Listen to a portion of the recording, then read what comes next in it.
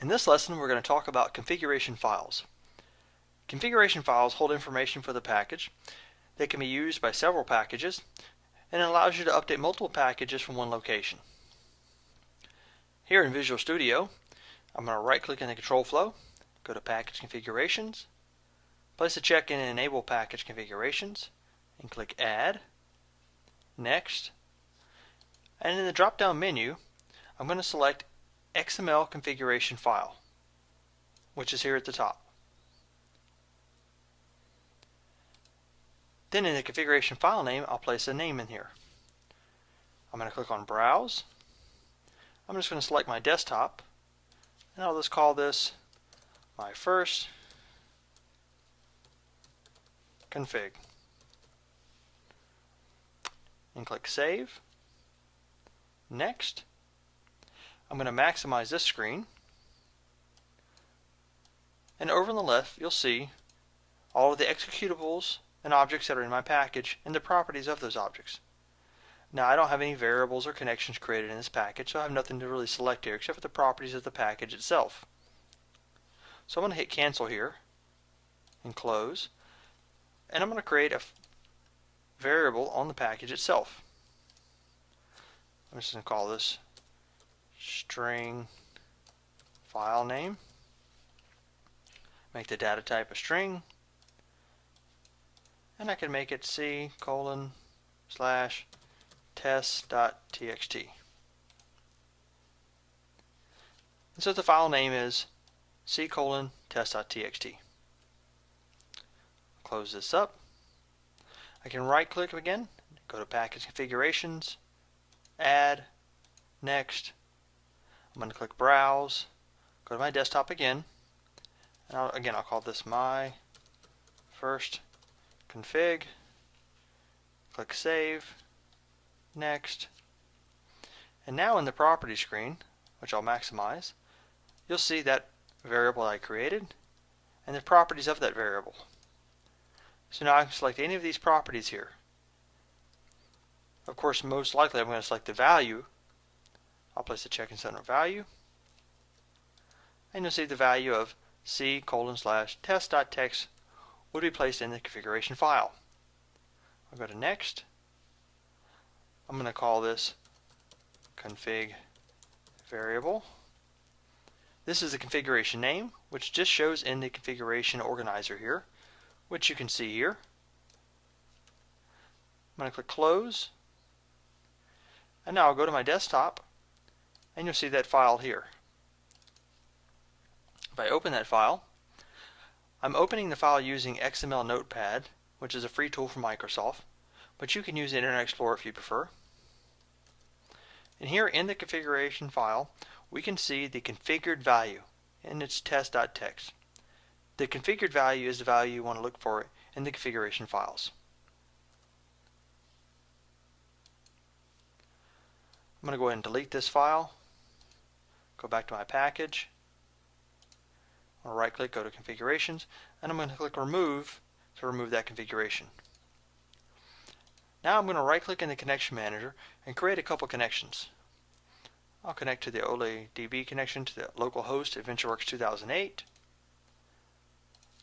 and I'll connect to, let's pick the VentureWorks DW 2008 also. So I've got two connections in my Connection Manager now that I can connect to. I'm going to right click, go to Package Configurations, click Add, Next. Again, I'll do the same thing. I'll go to my desktop, but this time I'm going to call it my connection. Connections is good. Go to Next. I'll maximize the property screen again. Now we can see not only the variable I created, we can also see the two connections I created. The most common thing to do with configuration files is to put connection information inside of the configuration files. And of course I'm going to put in either the connection string, or we can break it up into individual items like initial catalog, password, username, server name, and the protection level. All of those things could be entered in there, but I'm just going to select the connection string to combine most of those together. And I'll do that for both connections. And we'll click Next. I'll call this my connections again. And hit Finish. Close. Now I'll go to my desktop. There's my connections.dtsconfig file. Again, I'll open it with XML Notepad 2007. Go to XLS output. And now I see the connection string for one connection and the other one. I have the AdventureWorks DW 2008 and the AdventureWorks 2000 database connection strings in my configuration file. So now I can make changes to this configuration file and the packages will be updated. Now, a more common way to use configuration files is to use multiple configuration files, and that's one for each connection. So I'm going to click Edit and edit this configuration file here. I'm going to uncheck the AdventureWorks DW connection. Go to Next, and I'm going to call this AW for AdventureWorks. Finish, and I'm going to click Add, Next. Again, I'll go to my desktop. I'll call this AW DW for AdventureWorks Data Warehouse. Next. And inside of the properties, I'll just select the AdventureWorks DW properties and the connection string there. Go to Next. I'll call this AWDW and hit Finish. Close. And now I'll have two connections on my desktop here. The connections one I initially created, which now only has the connection to AdventureWorks 2008, and then the AWDW one I created, and then has the AdventureWorks 2008 DW connection in it. And the reason you would break these up into two different connections instead of just one is so that multiple packages can use these connections. For example, in this package I have two connections. So I can use both of those configuration files in this package. But let's say I didn't have the AdventureWorks DW 2008 connection. I only had the AdventureWorks 2008 connection. If that was true, then I would just use one of those configuration files, not two of them. But I would still be able to use the configuration file. If I combine both configurations into one configuration file, then both connections must exist on the package. So it's a better idea, or a best practice, to create multiple configuration files, one for each connection. Now I'm going to drag out an execute SQL task here. I'm going to right click, go to Edit. I'm going to select just the AdventureWorks 2008 connection here. And in my SQL statement, I'm going to go ahead and click Build Query. And I'm just going to select a table here. I'll just right click and hit Add Table. Any table's fine, it doesn't matter. I'll just select all columns, that's fine. Click OK. Click OK. I'll run this query one time, it should run fine. There we go. Now that was connecting to the AdventureWorks 2008 connection.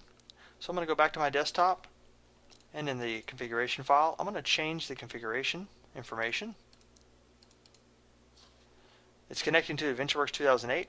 I'm going to change that. I'm going to change it to a different information. Let's say there's my configured value. And instead of saying AdventureWorks 2008, I'm going to say AdventureWorks 2007. Now that database doesn't exist, of course. I'll save this, close it, and let's go back to my package. Now I'll run the package. And notice my execute SQL task turns red. I'll go to Progress, and it says the localhost AdventureWorks 2008 connection may not be configured correctly. And that's correct. It is not configured correctly because I changed the information in the configuration file to a connection that does not exist. In the Try It section, we're going to create a configuration file, and we're going to pass information to a package from the configuration file. Here in Visual Studio, I'm going to right click, go to Package, Variables here, and I'm going to create a variable called string config test. I'll set the value, or the data type actually, to string, and the value will be hard coded. And that's literally hard coded. We'll close this up. I'm going to drag a script task over into my package. And I'll right click and go to edit, or you can double click on it. In the read only variables, I'm going to scroll down and select string config test. Go to edit script. I'll maximize this. And here where it says add your code here, I'm going to add in message box tts.variables. Put in the literal name of the variable, config test, and the value of that.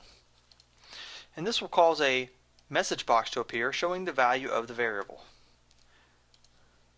Click OK.